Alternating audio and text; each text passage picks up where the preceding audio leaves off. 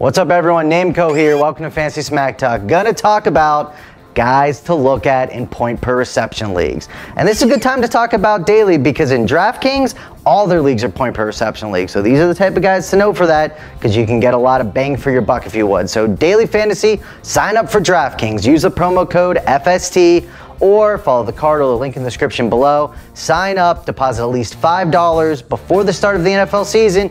We're gonna give you a t-shirt and you can do an entry right now into a free NFL contest from DraftKings.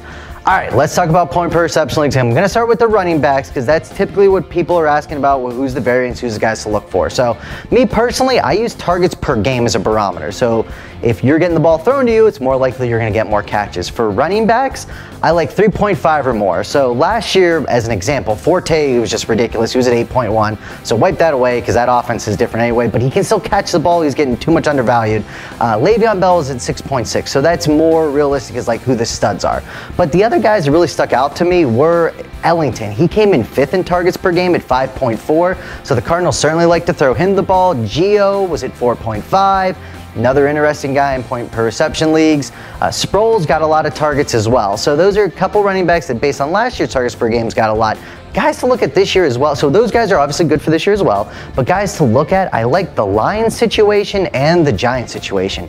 Both those offenses targeted the running backs quite a bit last year. So Bell or Abdullah for the Lions are certainly interesting. They had two backs in targets per game in the top, basically the top 20. So that's interesting. And Jennings got 3.7 targets a game last year for the Giants. So the Giants like to throw to him and they have Vereen now. So Jennings or Vereen, both are good pass catching backs.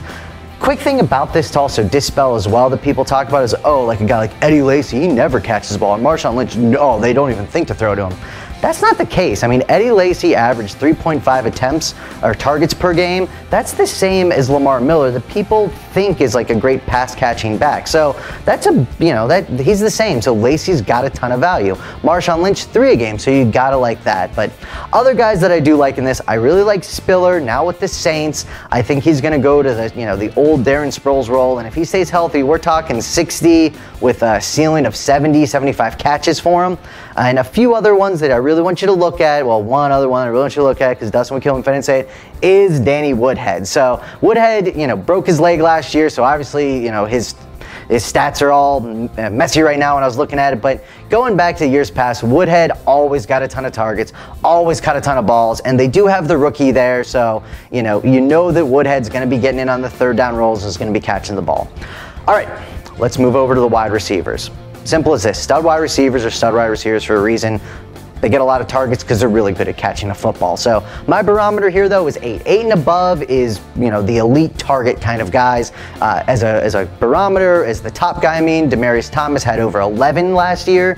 So Thomas, Brown, Julio, Odell Beckham, they all had a ton of targets because they're great. But some of the guys that stuck out was Edelman coming in at 8th with 9.6 targets a game. You hear about him all the time, but that's a high volume. Keenan Allen, he was interesting. He ended up with 8.6 targets a game, and he's having another great camp, and it looks like he's still young, so he could be still breaking out.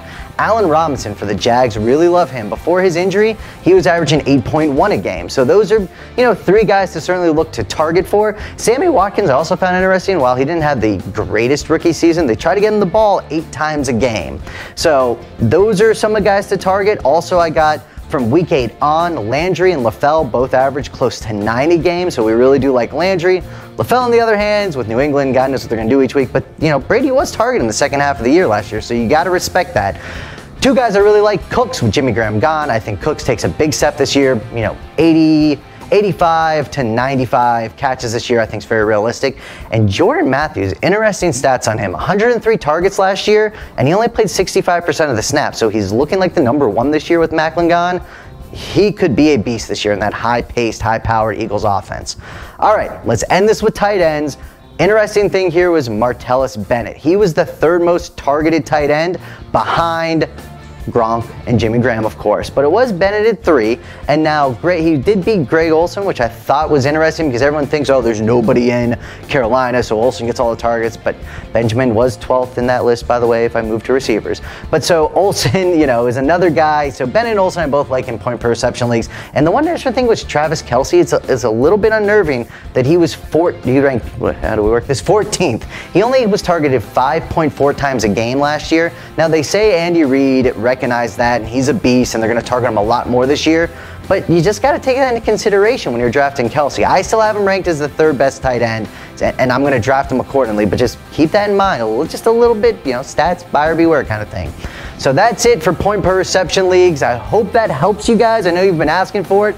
You know, watch this video a few times, jot down some names. Those are kind of the guys to target, but don't base your entire draft around that. Just whenever you're in the middle or later rounds and trying to break a tie, that's how you do it. Still take the studs because they're ranked that high for a reason. Those pre-rankings, I mean, those are the best ones. So, all right, that's it. Name code's out. Download all of our apps, go on our cheat sheets, go into our forums, sign up for DraftKings, use the promo code FST. All great stuff. Football. Is so close.